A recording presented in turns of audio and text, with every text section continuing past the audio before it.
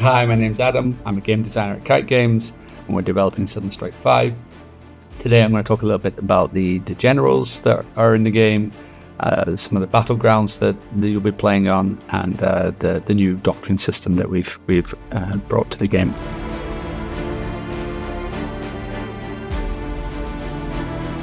Still have the same three factions that you can play as on Southern Strike 4. You can play as the Western Allies, the Axis forces, or the Soviets. We've kind of upgraded that a little bit now, so that while you can still choose from one of the three different commanders to play as in each faction, and now we have commanders defined by offensive, defensive, and tactical.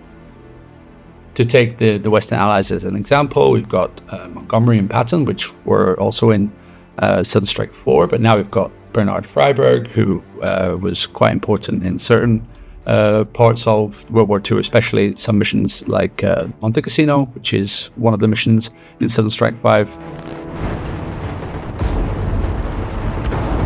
So what we wanted to do with commanders was to develop them in a way that was kind of tied to their historical history, the things that they did, their approaches to combat. A good example of that is Montgomery, who was quite famous for his ideology of steel, not flesh, meaning he would rather sacrifice armored units, tanks and the like, instead of sacrificing his infantrymen.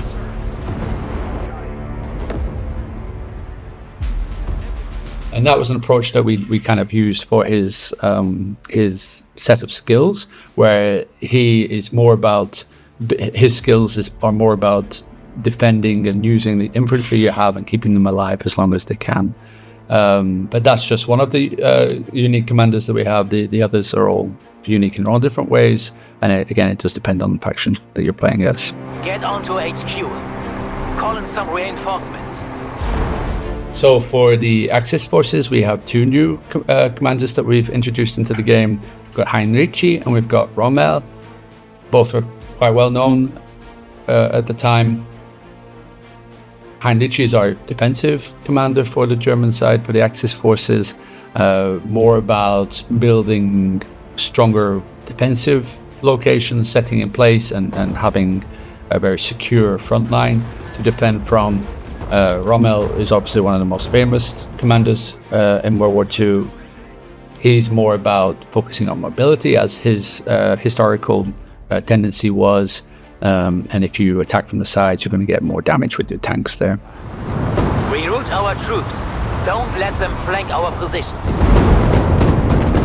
On the Soviet side, we have two new commanders as well. We have Timoshenko and Malinovsky, who are both quite well known at the time. Timoshenko is our defensive commander, and his skill set is about improving the survivability of your infantry with increased maximum health, improved health regen, and if they take damage, they'll have a little speed boost as well.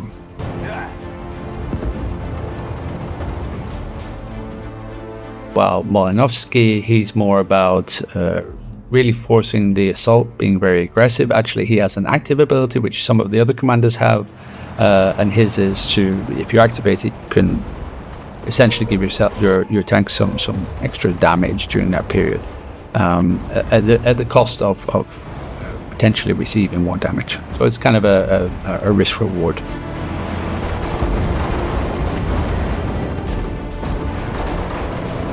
We did try to have a good variety in the missions that we have. So some are smaller scale, more urban conflict style missions. Others are really large tank battles. It depends on the setting, on the environment, on historically what happened.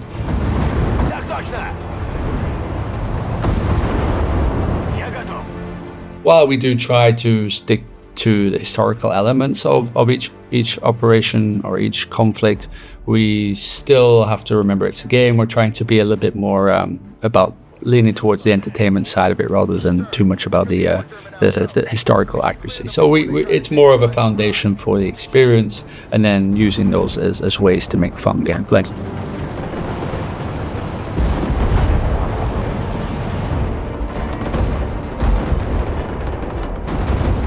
All of this ties into the new and upgraded doctrine system.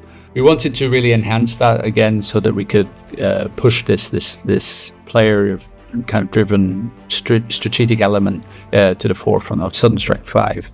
What that means is essentially the doctrines now are more significant skills, and you can kind of choose which ones you want. You can do this by equipping what we call doctrine cards, and these are essentially skills that you can equip, and you'll be able to equip more as you progress through the game, and you'll even gain access to new ones that you might not have had otherwise. The cards themselves are tied to each of the different types. So we talked about the commanders, how they're defensive, offensive, or tactical, but the doctrine cards are also the same. What this means is you can only equip a doctrine card in a relevant slot, and the commander of a specific type has one additional slot of that type. So here, Freiberg, for example, has one additional tactical doctrine slot. What that means is he can now have 2 more tactical skills that wouldn't be possible otherwise.